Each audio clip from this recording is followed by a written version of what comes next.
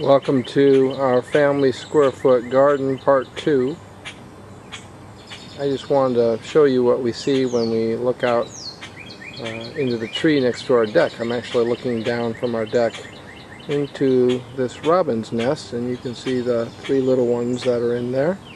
So the mother is gone right now, but she is regularly attending to these baby robins in the nest. So that's coming out of our backyard, and so I'll move down to our garden, and I just want to take a few moments to talk about what we were thinking about when we put our garden in place. So I'll return in a second. This is one of the 2 beds that are near our house that are not fenced, and in my last video I talked about some of the things that we've had in this bed, but I've added a few things since then. Most notably, I guess, I've added a couple of native Missouri plants. We live in the state of Missouri, and the State Conservation Department has a great program for encouraging the planting of native plants. So I have put in our bed today some yellow coneflower, which should be fun to see develop, as well as some glade coneflower. That's the second plant back there. So that should be good. I also want you to know that I moved my spearmint. I have a spearmint plant right here that I had just planted kind of out of ignorance, just without any anything to keep it from spreading. So earlier today, I took the plant out and put a pot in the ground and not really blocked the water, but put a rock down there to kind of keep the plant from growing through the water holes. And so I replanted it in a pot, so hopefully it won't spread from there. Also, this is another native Missouri plant called Missouri primrose, so I'm kind of anxious to see what that looks like as well. Added a few more herbs to the garden. Every place where seeds weren't coming up, I went ahead and just purchased a plant to put in there, some basil and parsley and rosemary and lavender. Did that the other day, but I am getting some of my plants to grow. This is some baby cilantro there, and then some of my chives are coming up next to it. But cool for me is this dill. So I'm not quite sure how to thin these yet. There's quite a few dill plants growing up in here, and quite a bit of thyme, which is hard to see, but not quite sure what to do with that yet.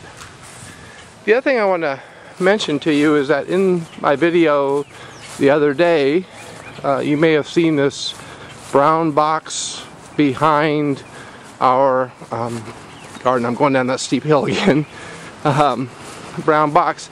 And what I'm working on over here is a compost bin. I got the plans kind of from a university in Pennsylvania that put them on the web. So this is my 3-bin compost bin that I've been working on. I worked quite hard on it today to kind of get it to the point where I can actually start putting compost material in that first bin.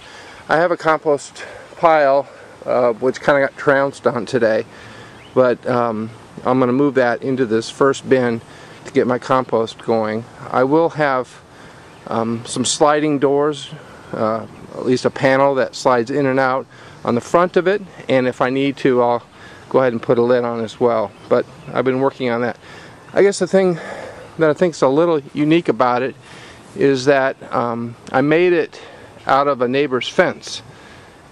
A neighbor tore down his fence last summer, and I hauled part of it to the dump for them. But I thought, well, I'll just go ahead and keep some of the wood back in case I ever think of a good use for it. So I made this compost bin out of my neighbor's wood fence, which is pretty fun, I think. So we'll see. It may not last very long, but hopefully it'll last for a while. The other thing I wanted to tell you is that the other day I said that some pear flowers had fallen in my garden, but they weren't really pear flowers. They were, what were they? Oh, locust, from the locust tree. The other thing I want to mention to you, which I think this is kind of funny, some of my potatoes are up now. I was mentioning that in the first video too about the potatoes. But you can see right here, I have all these baby silver maple trees. And what happened was, as we were putting our Mel's mix in our raised beds, the maple tree had all these helicopters flying down, and this is a result. I obviously haven't planted anything in here, and so what we'll have to do is kind of go up, and you can see how those grow. The little helicopters fly down, and then they plant these little trees, and I've been pulling them by the dozens or maybe even several hundred in our garden ever since, because of the day that we were doing that. Anyway, things are progressing along quite well. Thin the beans and the corn's coming up.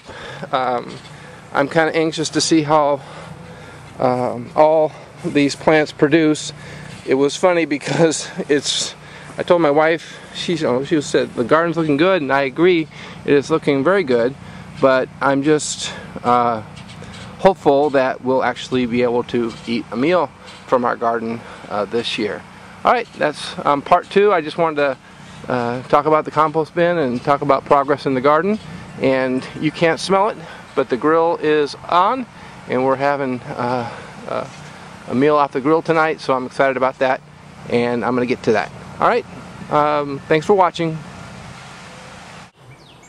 This is a raccoon that showed himself during the daytime. This is pretty unusual.